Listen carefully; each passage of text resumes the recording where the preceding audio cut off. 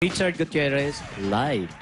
Hello, Tito Ricky, The Lolit, sa lahat ng kapuso nating nanood ng Star Talk. Although, maugong yung seduction at lakas ng phone bills mo siguro. Nalaki na, no? So, Richard, bago ang lahat, happy birthday muna ng January 21. Kayo ni Raymond. Yes. Parang hindi ka makapaniwalang ano na sila, no? Ganong edad na. Dahil nakita natin silang baby pa. Karga-karga natin, ano? So, Richard, Thank you.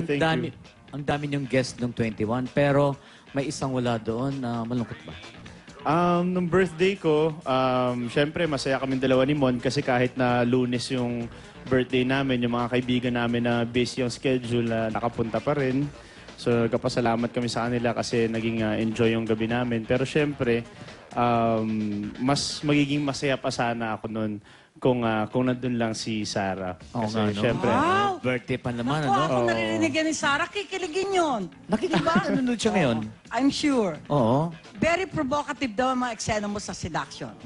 Bakit nagdesisyon kang gawin ito ngayon? At kakaiba sa mga nagawa niya. Oo, matagal ko ng dream na makagawa ng pelikula na iba yung character ko. Gusto ko i-challenge yung sarili ko as an artist na gumawa naman ng ibang klaseng pelikula at feeling ko itong seduction, perfect timing ngayon sa buhay ko. Prepared ako, handa ako sa challenge. At napakaswerte naming mga artista na napasama sa seduction dahil comeback movie ito ni Direk Peke Galiaga.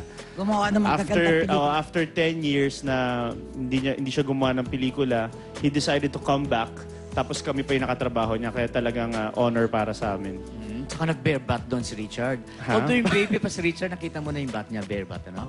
More than the Sila back. ni Raymond, oh. Richard, yung intimate scenes yun ni Sarah, na-conscious ba siya nung ginagawa niya yun?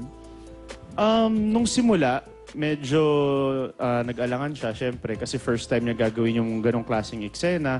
Although comfortable naman kami sa isa't isa, pero syempre in front of the camera. So, kinausap kami ni Direk Peke, and then nagkaroon kami ng workshops, and then eventually, she became comfortable about it. And yung mga love scenes naman namin ni Sarah, very romantic yung treatment. So, Hindi kaya dahil sa mga love scene na yan, kaya nabalitang pregnant daw si Sarah? Dahil Dapat liwanagin mo kung totoo o hindi. Liwanagin mo yan. Abangan, parang Oh, gano'n. hindi. Liwanagan mo yan. may mga kumakalat na chismis na ganyan na dapat hindi na siguro pinapansin or pinapalaki. Kasi syempre, maraming issues na dumaan kay Sarah. So, Kawawa naman. Oo. So, hindi na namin pinapalaki yung mga ganun, hindi na pinapansin yung mga ganung issues. Pero promise sa atin ni Richard, kumbidado ka sa binyag ng baby niya kung sakali.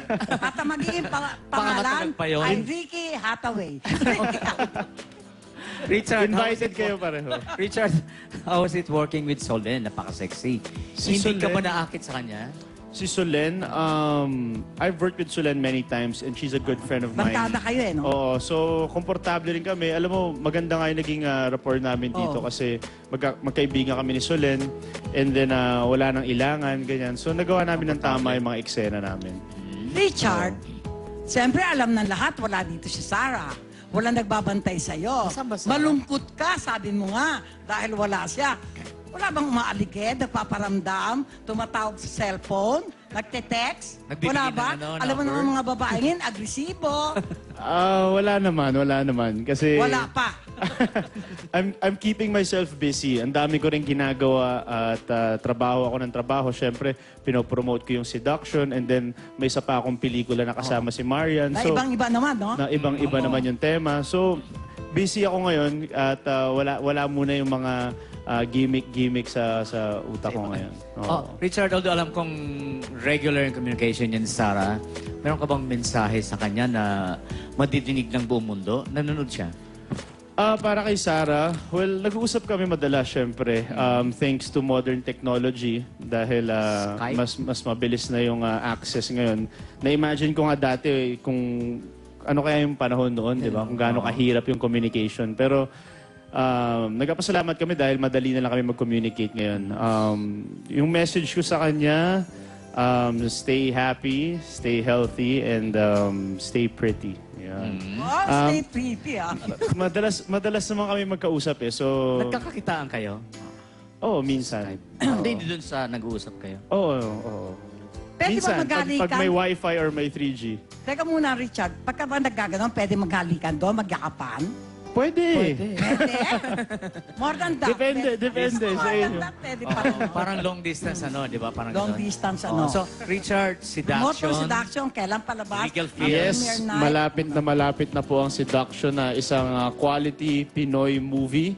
Sa January 30 na po yan. Sa Ilang Wednesday. tulog na lang. Malapit na, no? Sa Wednesday na yan, ang first day namin. At sa Wednesday din, mag-ikot kami sa mga iba't ibang sinihan dito sa Metro Manila. Kami ni Solen at ang ibang cast ng Seduction para samahan yung mga nanood ng Meron first kayong day. premiere night?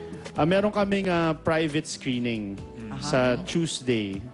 Oo. So, abangan niyo po mga kapuso, Seduction kasama si Sara Labati, Solen Yusaf, directed by a great director, Peke Galiaga.